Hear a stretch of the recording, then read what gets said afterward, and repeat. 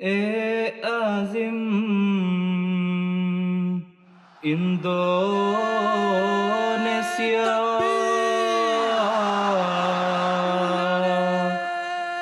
jayalah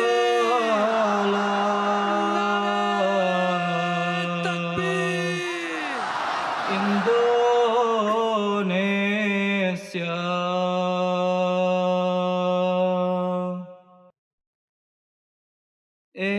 azim Indonesia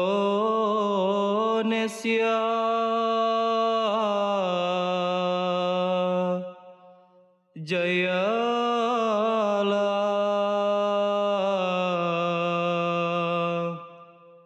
Indonesia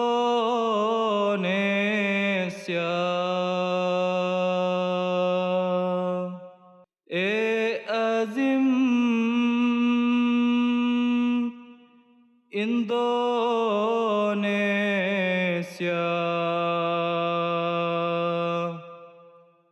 jayalah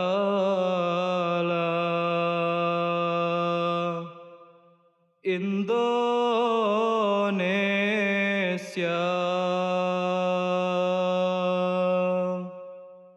तुझ में थी जो चश्म हैतर रहमत अली से बहरावर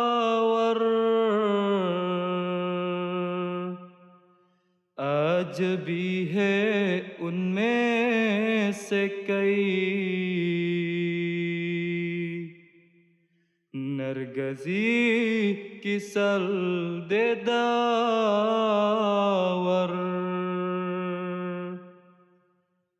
जिनको नूर कर गया था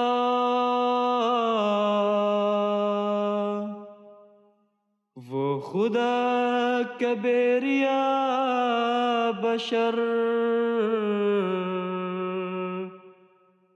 वो फकीर. Selasa 20 Juni tahun 2000 adalah hari bersejarah bagi Jemaat Muslim Ahmadiyah Indonesia.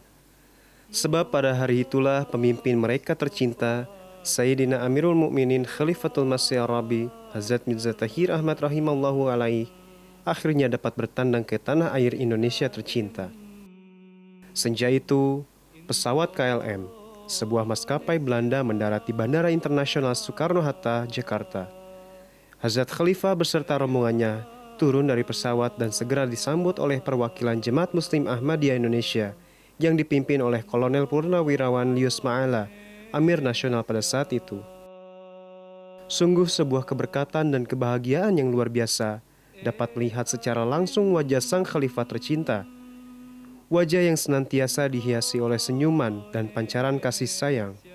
Dan sang pemilik wajah itu, sosok yang dikasihi Tuhan itu, benar-benar telah menjejakkan kakinya di Indonesia. Hazrat Aqdas Khalifatul Masih Ar-Rabi mendapat penghormatan khusus sebagai tamu negara dan disambut di ruang VIP yang diperuntukkan bagi tokoh-tokoh penting. Di sana beliau disambut oleh Profesor Dr. Dawam Raharjo, seorang cendekiawan Muslim, tokoh terkemuka Muhammadiyah dan salah satu tokoh nasional yang turut membantu Jemaat Muslim Ahmadiyah mendatangkan huzur ke Indonesia. Turut hadir pada kesempatan itu adalah perwakilan dari Kantor Sekretaris Negara, Amir Nasional dan Raisu Tabligh, Maulana Sayuti Ahmad Syahid, dan pejabat-pejabat lainnya. Mereka semua bercengkrama dengan hangat dan menyatakan kegembiraan mereka atas kehadiran Huzur Anwar. Ahmadiyya is the same thing. Only another version of Rasulullah Sallallahu name. He had two names, one Muhammad and one Ahmad. We are manifestation of his second name.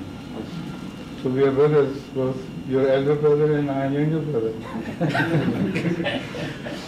Right? Yes. So I hope, inshallah, this visit will be very successful. It was a long, long desire of the Indonesians to have me among them. They always longed for others who were far before. But you have made it possible what seemed to be impossible. Allah Jazakumullah khairan.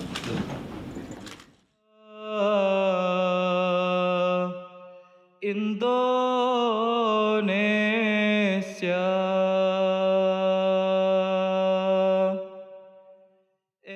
Pukul 10 pagi, Huzur Anwar beserta Amir Nasional dan rombongan menuju ke gedung DPR MPR RI dan diterima dengan sangat baik oleh Profesor Dr. Amin Rais, Ketua MPR pada saat itu.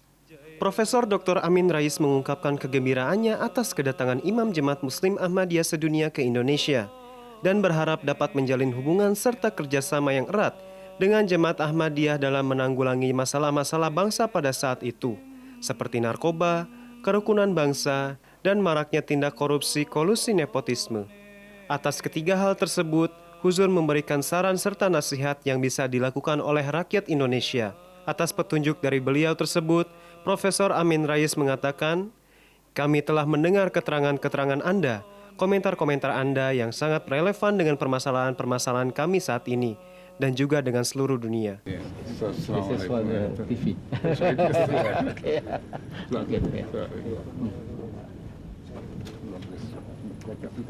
Assalamualaikum. Jadi saya mendapat kehormatan, mendapatkan tetamu yang sangat terhormat, teman-teman dari Jamaat Ahmadiyah. Gitu. Kemudian ternyata apa yang kita pikirkan itu sangat bersamaan gitu. Maksudnya masalah-masalah dakwah, masalah-masalah kemanusiaan, masalah narkoba sebagai ancaman buat kelestarian dan keberadaan umat Islam maupun bangsa-bangsa di negara dunia ketiga. Gitu. Jadi saya melihat tadi omong-omong dari hati ke hati yang sangat produktif itu. Dan tadi saya mengatakan saya sesungguhnya iri ya, bahwa saudara kita dari Ahmadiyah mempunyai kegiatan dakwah yang sangat luar biasa dan produktif di Afrika. Bahkan jadi dikatakan Jerman merupakan lahan yang paling subur gitu. Padahal Jerman merupakan negara industri, negara yang paling kuat di Eropa. Kalau Islam setelah merebut hati sebagian penduduk Jerman, itu akan jadi kapital modal yang bagus sekali untuk perkembangan Islam di dunia barat itu ya. Jadi saya mendoakan tadi mudah-mudahan kita tetap dilindungi Allah gitu, sukses gitu, dan kita tadi saling berpesan gitu ya, supaya kita tetap kokoh dalam membawakan dakwah Islam ini kepada semua umat manusia tanpa melihat suku, tanpa melihat ras, melihat bangsa dan lain-lain, karena Islam after all adalah agama universal yang harus bisa menunjukkan ajarannya sebagai rahmat bagi seluruh umat manusia ya. Ya. Ya. Mungkin selamat ini barangkali. Ya, saya ucapkan selamat ulang tahun ke-75 ya. dari Tasyakur 75 tahun. Mudah-mudahan Allah memberikan hidayah, rahmat, taufik, inayah buat saudara saya itu, dan makin tambah umur, mudah-mudahan makin tambah amal soleh, makin tambah pengalaman, juga makin tambah bergiat di bidang dakwah. Anniversary by holding an international seminar in Yogyakarta. The commemoration will present the 4th International Khalifah Ahmadiyah, Hazrat Mirza Tahir Ahmad Atba, who also met with the MPR chairman Amin Rais yesterday. In its international relations, Ahmadiyya has undergone several breakthroughs as a Muslim organization, and these include their positive outlook on globalization while still maintaining their true identity. According to Ahmadiyya, Muslims should base themselves on universal Islamic judicial values. In facing the globalized era, Ahmadiyya has carried out its international programs through the use of modern technology. This is shown by Ahmadiyya's 24-hour broadcast of Islamic teachings in 9 languages entitled Muslim Television Ahmadiyya International. As a Muslim organization that has been established for decades in Indonesia, Ahmadiyya has made a significant contribution to the nation's Islamic community. The international seminar held in conjunction with the commemoration will discuss the implementation of an Islamic system in an attempt to develop national unity.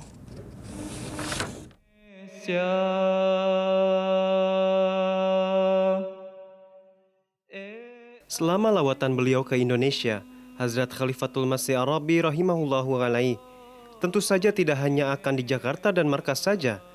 Beliau pun memiliki agenda untuk mengunjungi jemaat di beberapa kota dan wilayah di Indonesia. Salah satunya adalah Yogyakarta. Hazrat Khalifah beserta rombongan tiba di Bandara Internasional Adi Sucipto, Yogyakarta pada hari Kamis 22 Juni tahun 2000. Yogyakarta adalah daerah istimewa karena merupakan satu-satunya wilayah di Indonesia yang dipimpin oleh seorang sultan. Huzur Anwar bahkan dijadwalkan untuk bertemu Sultan Hamengkubuwono X. Namun karena sang sultan harus berangkat ke luar negeri, maka pertemuan antara keduanya harus dibatalkan. Indonesia.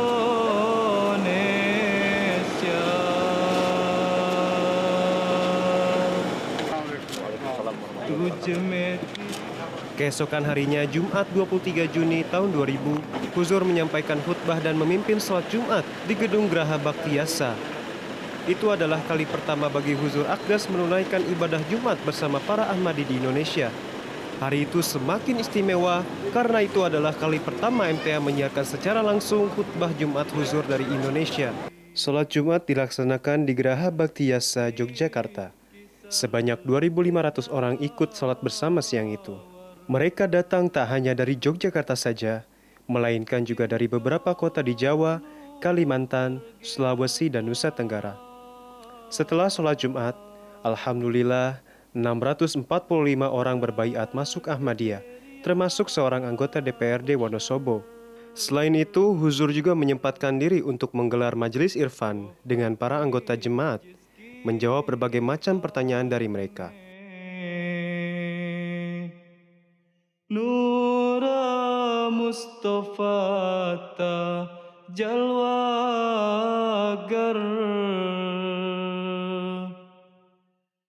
Pada hari Sabtu 24 Juni tahun 2000, Huzur Akdas menjadi keynote speaker pada seminar internasional bertema revitalisasi persatuan umat Islam di era milenium ketiga. Seminar ini dilaksanakan di Gedung Graha Sabha Pramana, UGM Yogyakarta, dan dihadiri oleh lebih dari 600 orang. Hazrat Khalifatul Masih Rabi rahimallahu alaihi menyampaikan ceramah selama 1 jam. Setelahnya, sesi tanya jawab dengan para hadirin pun dibuka. Huzur menjawab banyak pertanyaan terkait isu Islam kontemporer, seperti pertentangan antar agama, peran wanita dalam Islam, dan lain sebagainya. As far as the condemnation of this tendency is concerned, I think I have a way out where the condemnation can give rise to rebellion and vengeance.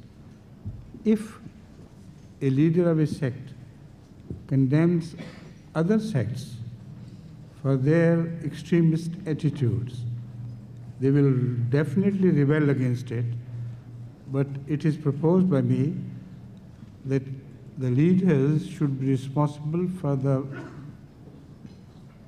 behavior of their own followers.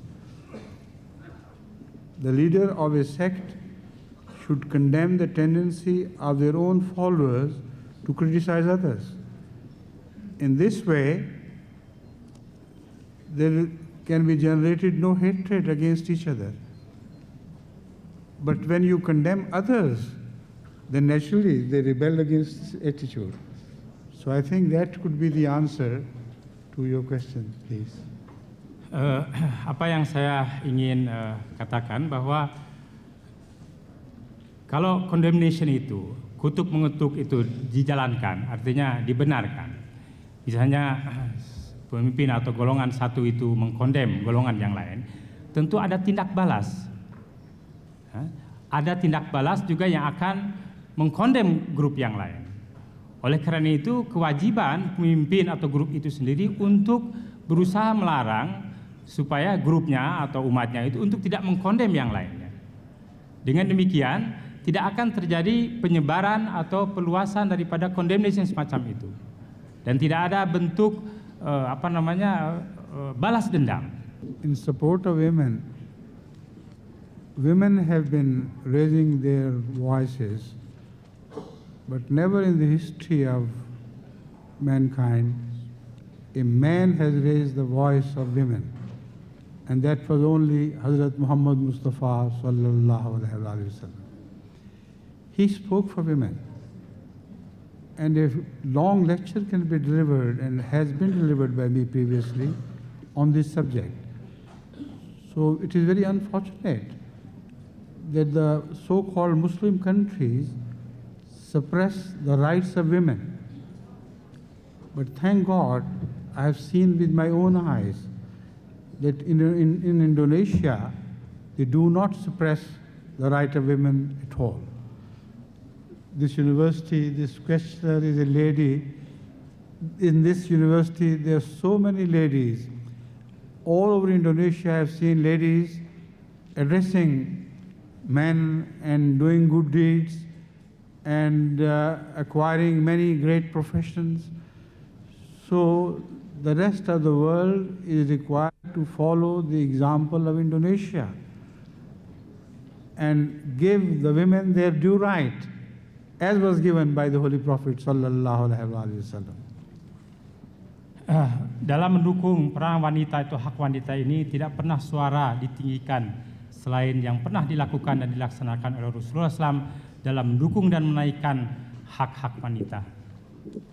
Sangat malang sekali di negara-negara Islam ya sekarang ini bagaimana hak-hak wanita ini ditekan, disupres. Oleh karena itu saya lihat di sini banyak sekali contoh daripada wanita yang berpelajaran tinggi, belajar di university dan memegang peranan penting di sini. Dan saya harap negara-negara lain juga atau ini mencontoh apa yang telah dilaksanakan di Indonesia ini. Huzur, my heart is full of your speech, and I am aware that what you were speaking about is that the whole purpose of prophetic revelation is to make the Deen al-Haq prevail over all other deens. And it was the logical conclusion that you said that the whole world will come to Islam.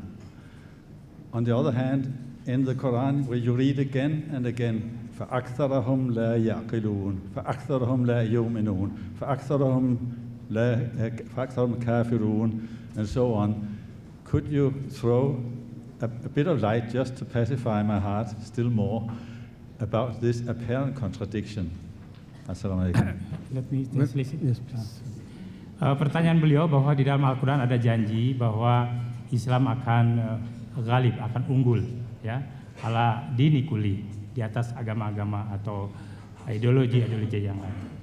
Tapi di lain pihak di dalam Al-Quran banyak ungkapan-ungkapan yang menyatakan bahwa kebanyakan orang tidak berpikir, kebanyakan orang tidak beriman, kebanyakan orang tidak meneliti dengan benar. Bagaimana ini seperti ada apa yang bertentangan? Jadi saya harap Huzur menerangkan untuk memuaskan hati saya. The verses he has referred to begin with wa aksaruhum fasiqun, wa aksaruhum kafirun, etc. Here the wa is halia, which is a grammatic term of Arabic, which means while at present the majority of them does not believe.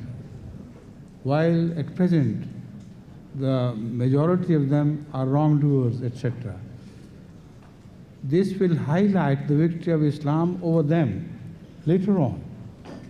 While at the revelation of the Quran, this was the state of affairs in the whole world. So when the Islam emerges victorious, then a contrast will be created between their previous states and the state of Islam having emerged victorious over them and removed all their misunderstandings. Thank you. Di dalam tadi Tuan Haji Noh merujuk kepada satu ayat, dan ayat-ayat tadi itu dimulakan dengan kata waw, yang di dalam gramatik bahasa Arab itu waw haliyah, yang menerangkan tentang keadaan pada masa itu ketika turun ayat itu. Jadi di situ dikatakan wa aksaruhum fasikun dan lain-lain ini ketika turun ayat Al-Quran itu. Jadi kebanyakan orang pada masa turun ayat Al-Quran ini mereka tidak beriman, tidak berakal dan lain-lainnya ini. Tetapi di lain pihak, bila nanti Islam akan unggul, maka di situ ada perbedaan. Ya. Ketika masa atau stage di awal dan juga keadaan ketika Islam akan unggul. Jadi inilah perbedaan yang nampak berbeda, tapi itu mengandung satu nubuatan justru tentang kemenangan Islam yang akan datang. Insyaallah. Insyaallah. The prolonged economic crisis will become more complex as conflicts related to religion are added to their predicament.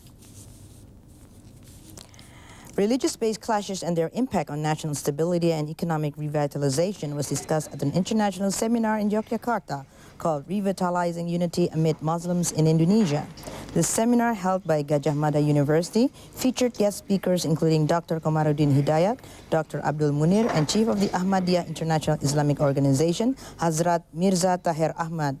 The seminar aims to seek a solution to the recent unrest across the nation due to the religious and ethnic discord, and spoke of the importance in guiding society to wisely filter and differentiate social matters to those interrelated with religious affairs. The message to all Indonesians, or whatever I thought, of how to unite under one flag of Islam.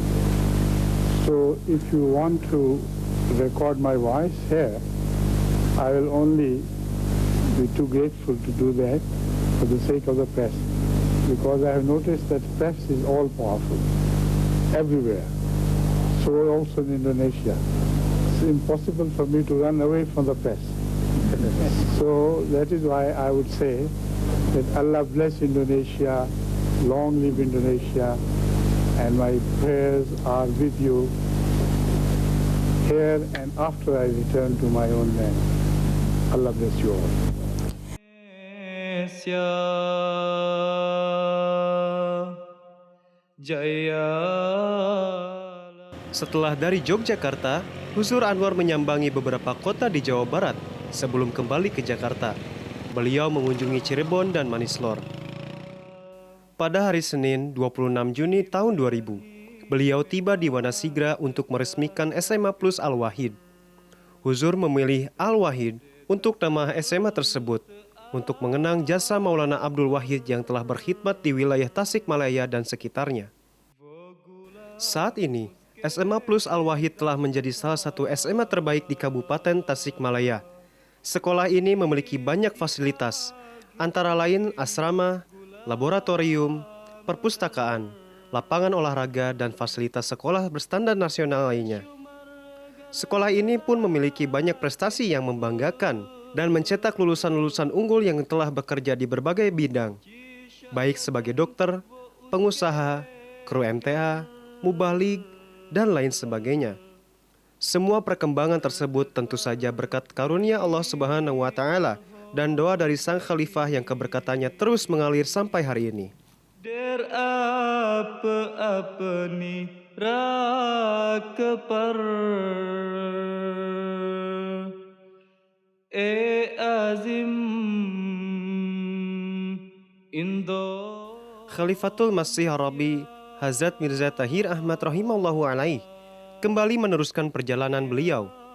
Pada hari Selasa 27 Juni tahun 2000, beliau tiba di Bandung. Di Masjid Mubarak Bandung Tengah, beliau mengadakan mulakat dan majelis irfan dengan para anggota. Hobi saya tabligh, hobi saya, di mana kadang-kadang di kantor, kadang-kadang di pasar, apapun jadi hobi saya. Tapi masalahnya, bagaimana menurut petunjuk bujur hobi yang efisien dan efektif. Terus yang kedua, menurut perkiraan bujur, kapan bendera Rasulullah SAW berkibar di dunia? Karena sekarang menurut perkiraan saya umat manusia 6 miliar lebih, sedangkan kira-kira umat Islam baru 10%-nya 600 juta, apalagi orang Ahmadiyah. Kira-kira tanda-tandanya untuk menjurus ke sana kapan? Terima kasih. Wassalamualaikum warahmatullahi wabarakatuh. देखिए जब ये फिरते हैं बाजारों में तो जो आम लोग फिर रहे हैं उनके और इनके बिहेवियर में फ़र्क होगा। अहमदी बावक़ार फिरता है और अपने आप को संभाल के रखता है, और फजूल रस्तों में खड़े होकर बातें नहीं करता। अगर शरीफ लोग इनको देख के मुतासर होंगे तो ये देखें कौन लोग हैं जिन्होंने अच्छी नज़र से देखा है, उनसे पे तारुफ करा के उनको तबलीग करें। ये एक बहुत अच्छा तरीका है। Katanya ini tadi dikatakan bahwa kadang-kadang di pasar di mana-mana, tapi ini katanya kita harus lihat bahwa keadaan orang-orang yang di pasar dengan kita ini berbeda ini. Kita harus melihat karakter dan sifat orang-orang. Cobalah cari orang-orang yang punya tabiat yang baik, yang syarif, yang baik, dan pilih dari antara itu dan coba tumpukan perhatian kepada orang-orang semacam ini dan insya Allah akan berhasil. पूरी दुनिया में मेरा ख्याल है इस सदी के आखिर से पहले इंशाअल्लाह ताला गलबा हो जाएगा। तीसरी सदी है इस सदी के आखिर, इस अगली सदी के शुरू होने से पहले ये हमशम के बाज़ अल्फाज हैं खुशबुई करम में, जिसमें आपने फरमाया कि तीसरी सदी के वक्त तो बहरहाल हमें गलबा हो जाएगा, लेकिन मैं अल्लाह से उम्मीद रखता हूँ कि दूसरी सदी ख़त्म होने से पहले भी अगर गलबा अता हो जाए तो ये बईद नहीं है। तो सब ये दुआ करें और कोशिश कर रहे हैं, हम भी ये कोशिश कर रहे हैं और आसार ज़ाहिर हो रहे हैं। उम्मीद रखता हूँ मैं कि इंशाअल्लाह जो अगली सदी आएगी उसके शुरू होने से पहले हम फैल चुकी होगी। Katanya melihat wahyu dari alfaz atau kata-kata wahyu yang diterima oleh Hazrat Masih Maud alaihissalam memang tidak akan sampai ke abad yang akan datang, malah di akhir abad ini juga akan tercapai kemenangan Islam insyaallah. Karena apa? Memang dijanjikan 3 abad, tetapi saya sudah melihat tanda-tanda itu bahwa akhir daripada sadi ini atau abad ini akan sudah nampak kemenangan Islam. Bertahun-tahun lamanya, sejak tahun 1925, para anggota Jemaat Ahmadiyah di Indonesia sangat merindukan kedatangan khalifahnya, Khalifatul Masih, berkunjung ke Indonesia.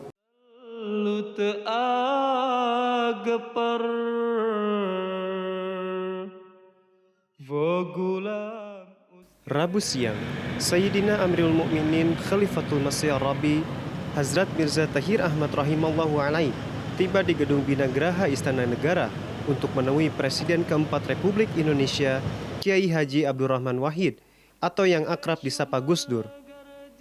Ini merupakan momen bersejarah bagi Jemaat Muslim Ahmadiyah Indonesia karena pemimpin tercinta mereka dapat menemui kepala negara. Pertemuan keduanya selamanya akan tercatat dalam lembaran sejarah Ahmadiyah Indonesia, juga sejarah bangsa Indonesia. Ada 3 hal yang dibicarakan oleh Huzur Anwar bersama Presiden Abdurrahman Wahid. Pertama adalah masalah moral bangsa, kedua cara mengatasi korupsi, dan ketiga adalah keharmonisan hidup antar agama. Presiden bahkan meminta Ahmadiyah untuk membantu bangsa Indonesia untuk mengatasi permasalahan tersebut. Pada konferensi pers yang diadakan setelah pertemuan, Huzur mengungkapkan rasa terima kasih beliau atas keramahan Presiden dan mendoakan kemajuan serta kesejahteraan bangsa Indonesia. Huzur yakin bahwa kelak bangsa Indonesia akan menjadi pembawa obor Islam dan pusat kegiatan Islam dunia, karena Indonesia merupakan negara Muslim terbesar di dunia, insya Allah. Allah bless Indonesia and bless your president, and may he live long enough to continue to lead you to greater glories. The country's reform era has led to a new chapter in the development of social interactions among religious believers in Indonesia. These changes in social interactions have been promoted by the government under President Abdurrahman Wahid's leadership. This was stated by Dawam Raharjo after accompanying the chief of the International Ahmadiyah Muslim Organization to a meeting with President Wahid today. According to Raharjo, the president expressed his appreciation for the efforts made towards a life of religious harmony by calling for state institutions not to interfere with religious matters. Members of society are also hoped to be able to act wisely, especially in settling issues relating to religious matters. The above condition not only has implications for the success of the reform movement and social changes in Indonesia, but also has logical consequences for globalization changes. Seusai bersilaturahmi kepada Presiden Gus Dur, Khalifah Ahmadiyah keempat Mirza Tahir Ahmad didampingi Dawam Raharjo mengadakan jumpa pers menjawab berbagai pertanyaan, khususnya tentang keberadaan Ahmadiyah di tanah air dalam pemerintahan Gus Dur. Menurut Hazrat Mirza Tahir Ahmad, pimpinan tertinggi Ahmadiyah Internasional, selama ini ajaran Ahmadiyah tidak pernah bertentangan dengan apa yang diajarkan dalam Al-Quran, baik cara beribadah maupun berbagai hal yang dilarang. And not of hatred. So I hope my message will be taken seriously by all Indonesians, and they will. Barangkali salah satu perbedaannya hanyalah Ahmadiyah ini didirikan oleh Mirza Ghulam Ahmad yang menyatakan dirinya sebagai nabi. Tapi nabi dalam pengertian yang tersendiri. Jadi bukan nabi dalam arti membawa syariat baru. Jadi Mirza Ghulam Ahmad tidak membawa syariat baru. Jadi sholatnya sama dengan kita. Pokoknya apa sajanya sama dengan kita. Indonesia.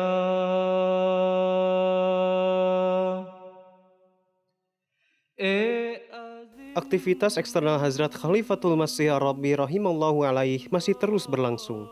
Pada hari Kamis 29 Juni tahun 2000, beliau memberikan ceramah sebagai keynote speaker di Forum Dialog Pakar Muslim di Hotel Regent, Jakarta. Acara ini merupakan kerjasama antara Jemaat Muslim Ahmadiyah Indonesia dan IFIS. Pemberdayaan umat melalui kelompok kecil semakin terlihat nyata dan dapat dilihat dari berbagai bidang. Kebijakan pemerintah yang mengurangi campur tangannya dalam pemberdayaan ekonomi umat justru semakin menumbuh suburkan kelompok usaha kecil yang menunjukkan potensi umat dalam membangun. Dawam Raharjo, pengawat ekonomi yang ditemui di sela-sela seminar Pakar Islam Membangun Umat, menyatakan salah satu kelompok yang telah sukses membangun kelompok usaha kecil di berbagai negara diantaranya adalah Jemaah Ahmadiyah. Menurut Dawam Raharjo, ajaran dan konsep Ahmadiyah patut ditengok karena cukup rasional dan terbukti telah memberikan sumbangan dalam pembangunan umat, bahkan dalam masalah antar umat beragama. Ahmadiyah itu perlu ditengok gitulah, karena keberhasilannya melakukan dakwah terutama di negara-negara maju, karena dakwah Ahmadiyah ini dakwah yang cukup rasional gitulah. Banyak penerbitan-penerbitan yang sangat bagus. Tapi di samping itu juga Ahmadiyah ini berhasil di negara-negara yang sangat terbelakang seperti di Afrika. Nah, ini kan tentu saja ada kuncinya. Misalnya saja bahwa Ahmadiyah melakukan satu program-program yang konkret membantu masyarakat kecil. Nah, ini perlu kita pelajari dan kalau bisa ya kita contoh, kita terapkan juga di Indonesia. Mengingat situasi Indonesia yang saat ini diwarnai dengan perpecahan antar kelompok, maka diperlukan pendekatan yang lebih hati-hati dalam mengembalikan situasi keadaan normal untuk dapat kembali membangun umat dalam situasi yang lebih kondusif.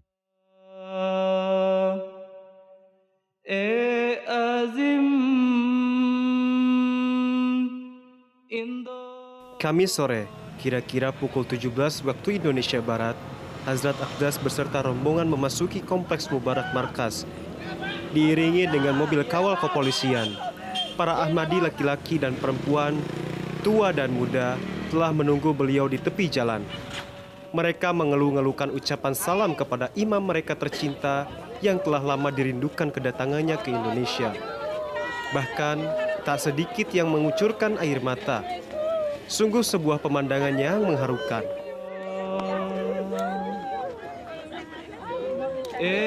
Azim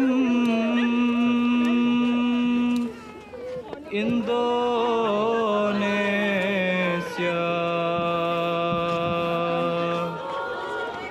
Jayalah.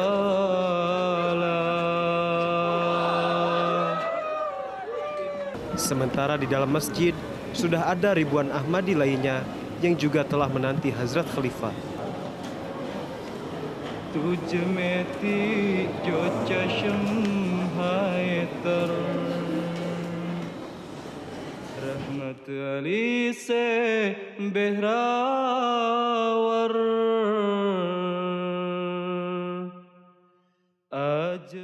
Selama 3 hari, Jalsa Salana Nasional dilangsungkan di Markas Parung Bogor.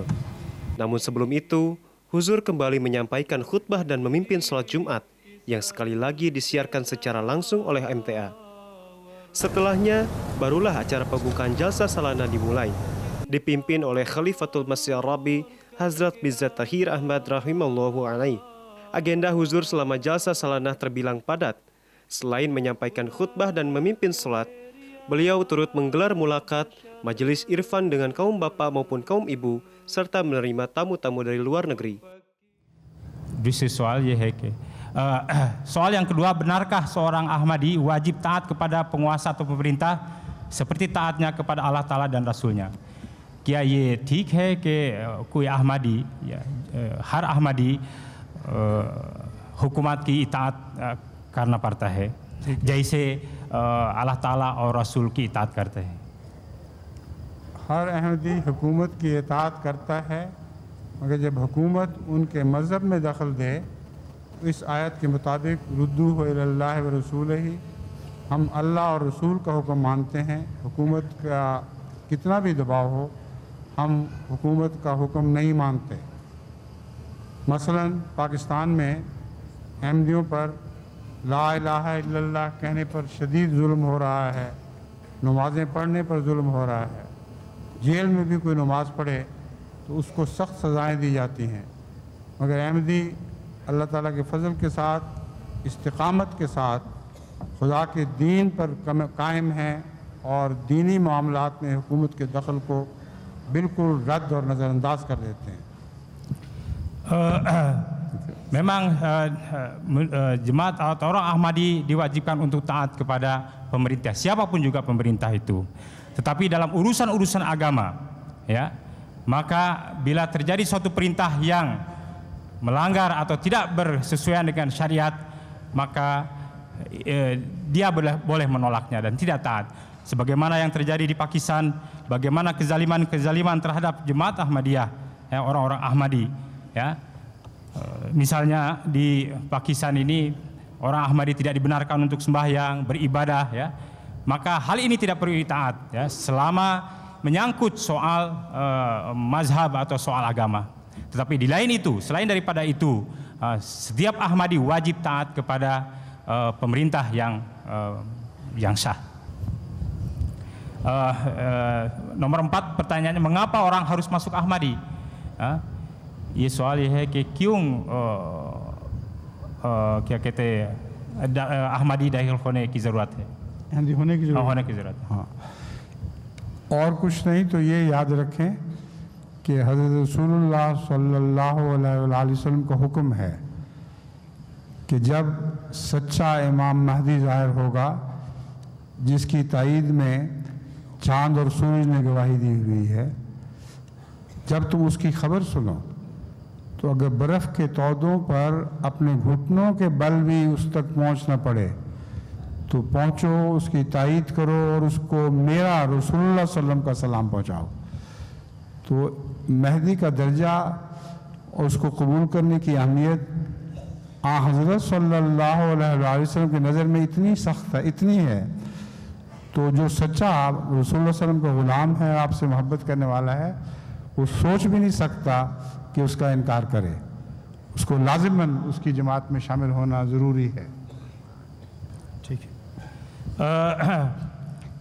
Mengapa harus masuk Ahmadi? Karena ini perintah daripada Rasulullah Sallallahu Alaihi Wasallam. Malah bila nanti datang Imam Mahdi dengan membawa kebenaran, malah ada perintah daripada Rasulullah SAW, kamu harus beat di tangannya walaupun harus merangkak di atas gunung salji. Dan bagi seorang yang pengikut Rasulullah SAW yang benar tidak mungkin akan mengingkari perintah Rasulullah SAW ini. Oleh karena itu, bagi seorang yang beriman yang benar, murid daripada Rasulullah SAW, maka lazim baginya pasti atau satu keharusan untuk masuk dan beriman kepada Imam Mahdi yang sudah disabdakan oleh Rasulullah Sallallahu Alaihi Wasallam. Alhamdulillah, jasa sarana nasional sekaligus tasyakur 75 tahun Jemaat Muslim Ahmadiyah Indonesia berlangsung sukses dan lancar.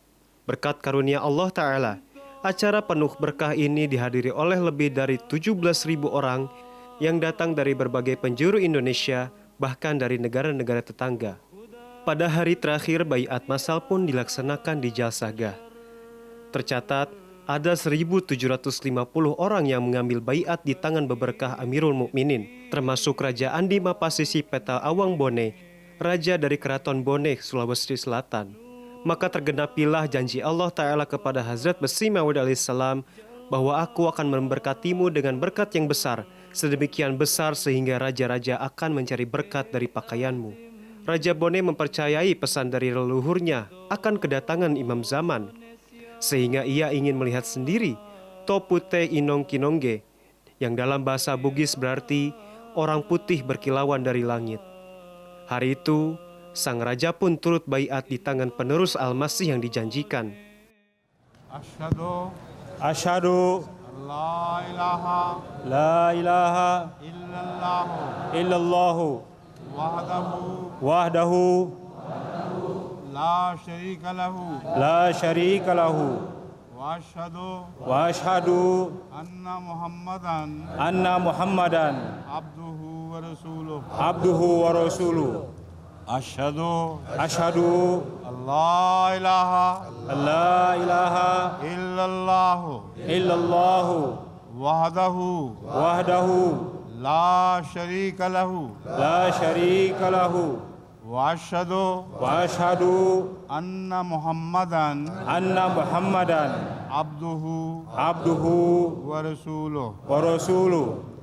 I bear witness, aku bersaksi that there is none worthy of worship except Allah. bahwa tidak ada Tuhan selain Allah. He is one and has no partner. Yang Maha Esa dan tidak ada sekutu baginya. And I bear witness, dan aku bersaksi that Muhammad is his servant and messenger. bahwa Muhammad adalah hambanya dan rasulnya. I enter this day, hari ini saya baiat the Ahmadiyya Jamaat in Islam, masuk ke dalam Jemaat Ahmadiyah dalam Islam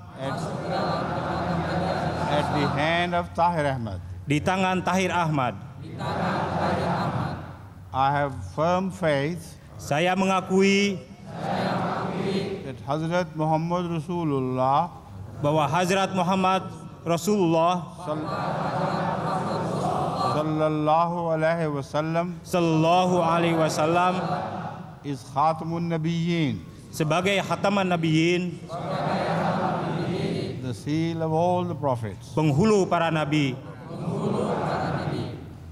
I also believe, saya juga percaya that Hazrat Mirza Ghulam Ahmad, bahwa Hazrat Mirza Ghulam Ahmad alaihissalam was the same Imam Mahdi adalah Imam Mahdi and promised Messiah, dan Al-Masih yang dijanjikan,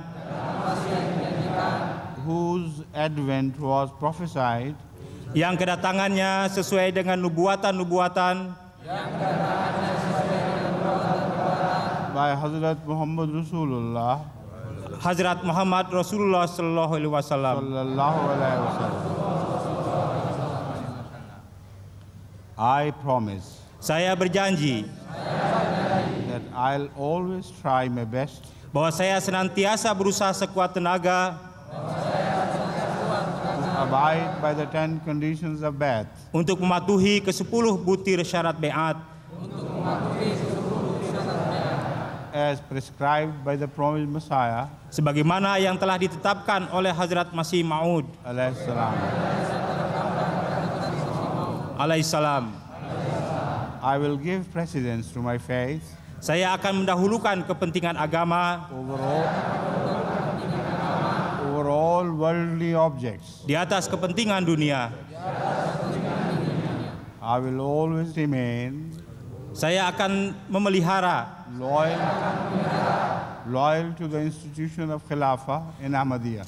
dengan teguh hubungan ketaatan serta kesetiaan kepada Khilafat Ahmadiyah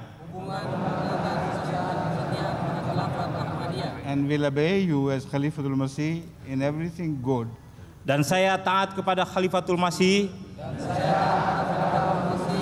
dalam segala hal yang baik that you may require of me, inshallah. yang huzur perlukan dari diri saya, insyaallah. Astaghfirullah Rabbi Astaghfirullah Rabbi min kulli dhanbin wa atubu ilaih. Astaghfirullah Rabbi Astaghfirullah Rabbi min kulli dhanbin wa atubu ilaih. Astaghfirullah Rabbi Astaghfirullah Rabbi min kulli dhanbin wa atubu ilaih. I beg pardon from Allah my Lord Aku memohon ampun kepada Allah Tuhanku for all my sins and turn to Him. dari segala dosa, dan aku bertobat kepadanya. Rabbi inni zalamtu nafsi wa ataraftu bi dhanbi faghfir li dhunubi fa innahu la yaghfiru dhunuba illa anta. Oh my Lord, my Allah, Ya Tuhanku, ya Allah, I wronged my soul sesungguhnya aku telah berlaku aniaya terhadap diriku and confess all my sins. dan aku mengakui dosa-dosaku. Pray, forgive me my sins, Maka ampunilah dosa-dosaku, for there is none else except Thee to forgive. sebab sesungguhnya tidak ada yang dapat mengampuni dosa selain Engkau. Amin. Amin. Let's join in prayer now, please. Doa.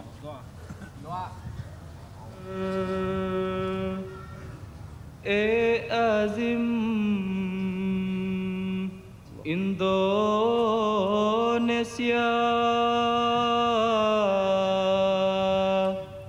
Jayalah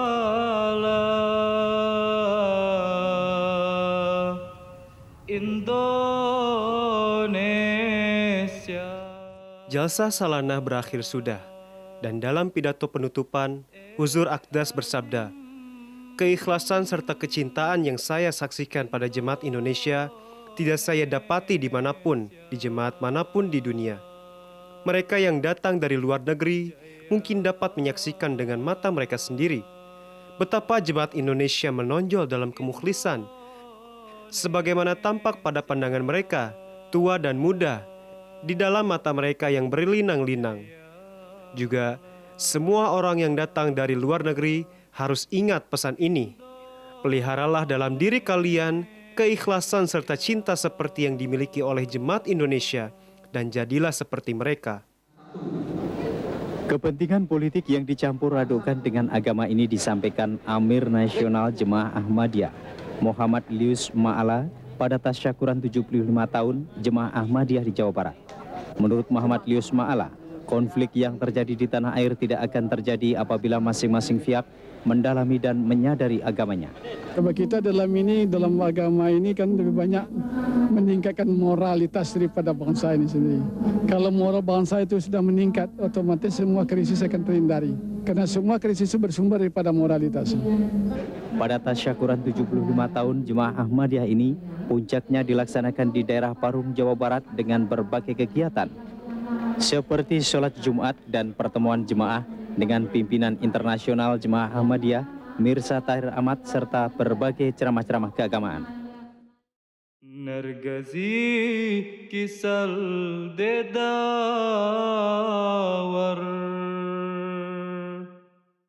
Agenda Hazrat Aqdas Amirul Mukminin selama di Indonesia masih berlangsung. Setelah Jalsa Salanah, beliau terbang ke kota Padang, Sumatera Barat. Dalam kunjungan singkat beliau di sana, beliau mengadakan mulakat dan majelis irfan dengan anggota. Beliau juga menemui Gubernur Sumatera Barat yang diwakili oleh Wakil Gubernur. akme Nura Mustafa. Kembali ke ibu kota Jakarta, Huzur Anwar memberi ceramah umum tentang homeopati di Hotel Saripan Pasifik. Ceramah umum ini dihadiri oleh puluhan dokter, praktisi medis, perwakilan rumah sakit dan farmasi, mahasiswa, serta awak media. Profesor Dr. Dawam Raharjo juga turut hadir menemani Huzur. Saya melangkah ke sini itu saya ingin mempelajari gitu Pak. Mempelajari ini dalam berapa lama kita bisa jadi ahli ini gitu Pak. Bapak dokter apa bukan? Saya bukan dokter Pak. Makanya pertanyaan ini apakah di luar medis tuh bisa nggak mempelajari ini gitu? Karena tadi tujuannya sangat mulia sekali bahwa akan membantu orang-orang yang kurang mampu gitu Pak. First of all, let me draw your attention to the fact that my book on homeopathy is now being translated by an allopathic surgeon in New York. And he himself has seen the extremely fantastic effect of homeopathy on some of his earlier patients. So he begged me to permit him to translate this book into English. He being a doctor, I thought he would be best able to do it. So let's hope and pray that soon that book is translated into English, and then from English it can be translated into Indonesian. So most of the questions asked would be irrelevant when this book is published and is in the hand of everybody. Patients can treat them themselves with the help of this book. So inshallah, I hope one day it will be available in Indonesian language for all who want to learn. As far as the time required, I say I'm still a pupil. I've spent such a long time of my life teaching homeopathy, yet I learn. I learn daily from my patients as well. So there is no end to your process of learning till death. And I hope it will be a long time before you die.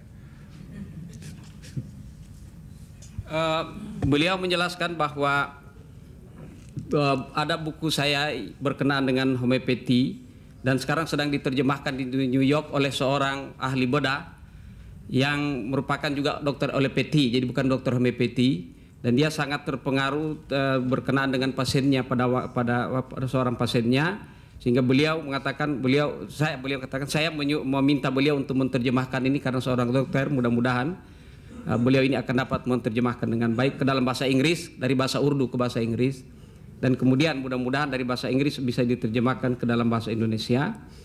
Dan jika buku ini sudah diperoleh setiap orang, maka pertanyaan-pertanyaan yang akan diajukan sudah tidak bisa muncul lagi karena sudah bisa terjawab oleh buku tersebut.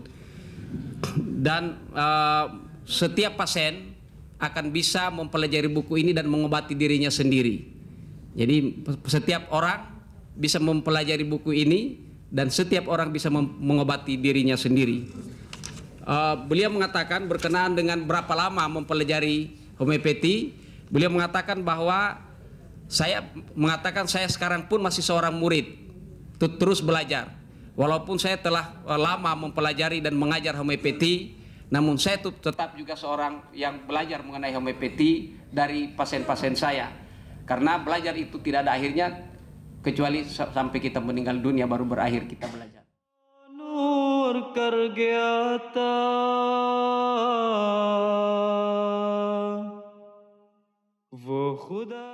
Tanggal 7 Juli tahun 2000 adalah Jumat terakhir Huzur di Indonesia. Beliau menyampaikan khutbah Jumat beliau di Masjid Mubarak. Setelah itu, keesokan harinya, Huzur bertolak ke Bali. Nura Mustafa Jalwa. Tempat terakhir yang Huzur Akdas kunjungi sebelum meninggalkan Indonesia adalah Bali.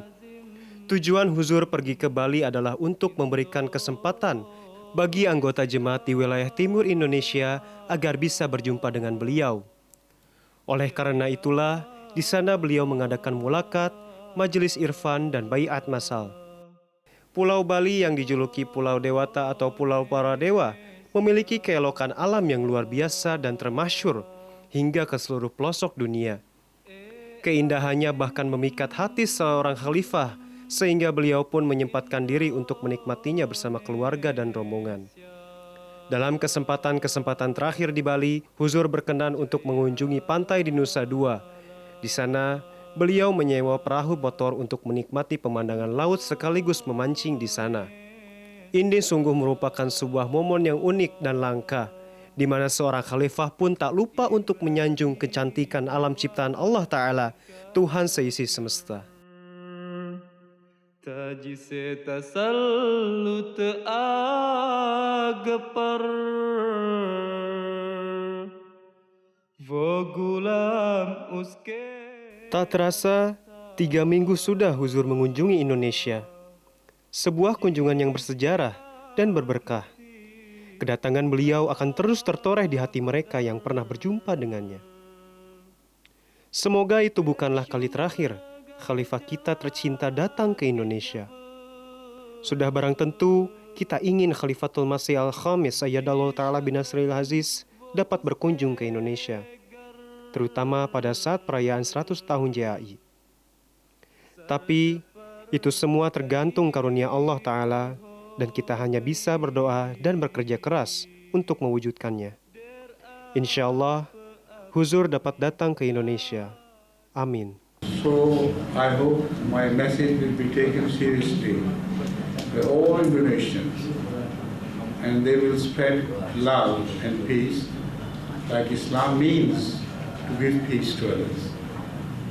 Whatever their religion, whatever their race, they should all deserve peace from you as Muslims, with the result that inshallah Indonesia will become united and rise to the greatest height, and the center of Islamic world should shift to Indonesia, because Indonesia is the largest Muslim country of the world. With that, I take leave of you. God bless you and long live Indonesia. Indonesia.